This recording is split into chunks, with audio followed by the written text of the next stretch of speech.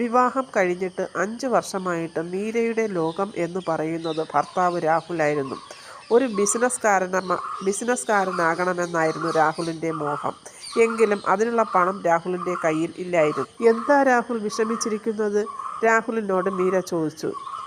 Business തുടങ്ങാൻ bank loan ഇതുവരെയും കിട്ടിയില്ല, രാഹുൽ പറഞ്ഞു.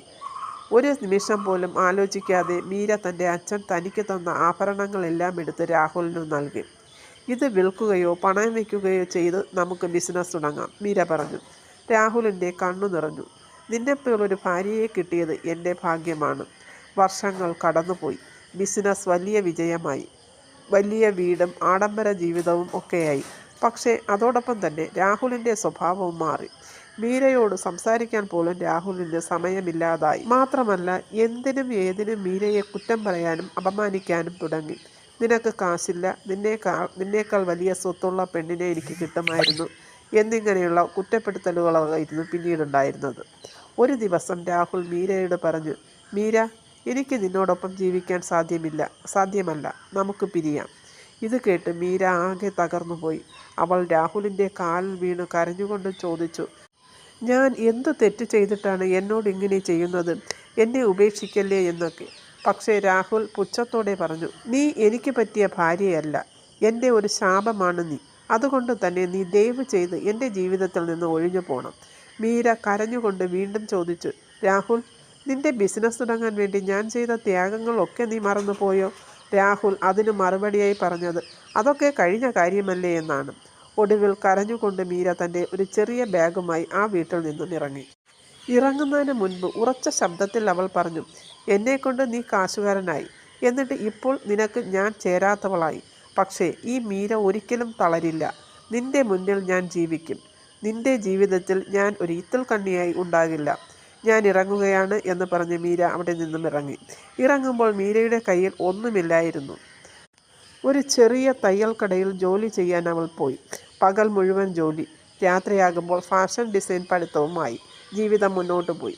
അവളുടെ ആത്മാർത്ഥതയും കഠിന പ്രയത്നവും കൊണ്ട് സ്വന്തമായി ഒരു തയ്യൽ കട തുടങ്ങി. അവിടെ നിന്ന് അവളുടെ വളർച്ച തുടങ്ങി. ആ തയ്യൽ കട കുറച്ച് നാളുകൾക്ക് ശേഷം ഒരു വലിയ ഫാഷൻ സ്റ്റുഡിയോ ആയി മാറി. കുറച്ച് സ്ത്രീകൾക്ക് ജോലി കൊടുക്കുന്ന ഒരു സ്ഥാപനവുമായി. അതിനിടയിൽ രാഹുലിൻ്റെ ജീവിതത്തിൽ തിരിച്ചടികൾ ഉണ്ടാകാൻ തുടങ്ങി. പങ്കാളി ചതിച്ചു, ബിസിനസ് നഷ്ടമായി, ബാങ്ക് വായ്പകൾ കയറി, വീട് പോലും ലേലത്തിലാകുന്ന അവസ്ഥ. സഹായിക്കാൻ ആരുമില്ല.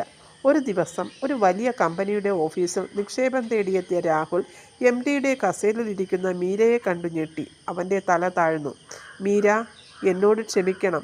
ഒരവസരം കൂടി എനിക്ക് തരാമോ? നീ എൻ്റെ ജീവിതത്തിൽ നിന്നും പോയ ശേഷം എനിക്ക് നഷ്ടങ്ങൾ മാത്രമേ ഉണ്ടായിട്ടുള്ളൂ. നീ ഒരിക്കലും എൻ്റെ ജീവിതത്തിലെ ശാപമായിരുന്നില്ല എന്ന് എനിക്ക് ഇപ്പോൾ മനസ്സിലായി. അതുകൊണ്ട് ഞാൻ ചെയ്ത തെറ്റുകൾക്ക് നീ എന്നോട് ക്ഷമിച്ച് എൻ്റെ കൂടെ വരണം. മീര രാഹുലിൻ്റെ മുഖത്ത് ഒരു നിമിഷം നോക്കി. എന്നിട്ട് പറഞ്ഞു, ഞാൻ നിന്നോട് ക്ഷമിച്ചു രാഹുൽ.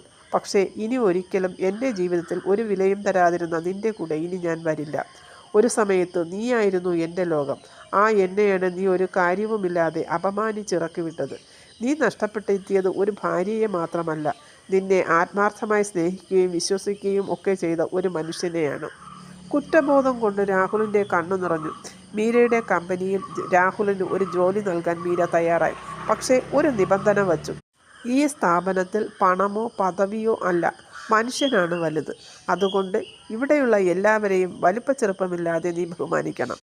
രാഹുൽ അത് സമ്മതിച്ചു. ജീവിതത്തിൽ ആദ്യമായി രാഹുൽ ജീവിതം എന്താണെന്ന് മനസ്സിലാക്കി. സ്നേഹിക്കുന്നവരെ ഉപയോഗിക്കരുത്. അവർ കൂടെ ഉണ്ടാകുമ്പോൾ അവരുടെ വില അറിയില്ല. നഷ്ടപ്പെട്ട ശേഷം അത് തിരിച്ചു കിട്ടണമെന്നുമില്ല.